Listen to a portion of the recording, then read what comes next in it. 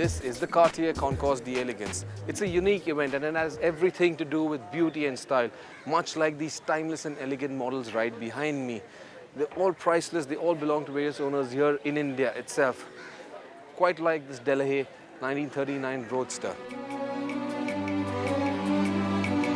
Only 11 of these cars were ever built, based on the unique teardrop design by famed coach builders Figoni Falaschi. With its eye-catching paint job, the Delahaye was the center of attention. Even supermodel Yasmin Le Bon was more than happy to spend quality time with it.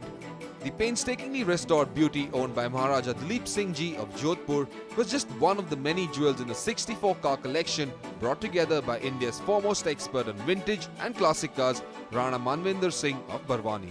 First and foremost, of course, was that I asked Cartier to give me a carte blanche on all matters concerning choosing of cars and bringing them to Bombay, which they did.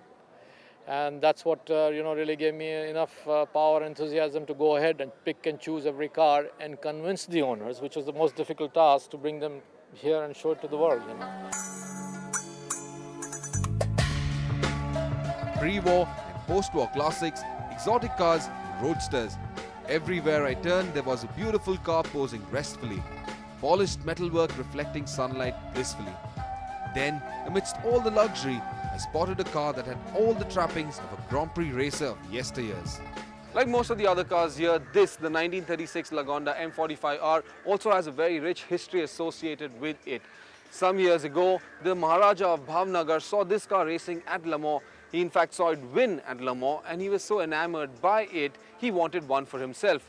However, Lagonda wasn't making this car for production. It was a pure one-off made just to race at Le Mans. And the team gave him the spare car. So what you actually see here is a car that has raced at Le Mans. This concourse had to be one of the most difficult to judge, especially since every car at this event had a rich and unique history. Most of these belonged to various princely states and their rulers, and accordingly had more rich tales than cast iron and steel hidden under their hoods. Rock and roll royal Nick Mason, Pink Floyd's legendary drummer and one-time Le Mans racer, was also there to rub shoulders with. Concours aren't only and should never be about perfect presentation. They should actually be more about trying to retain the originality of a car.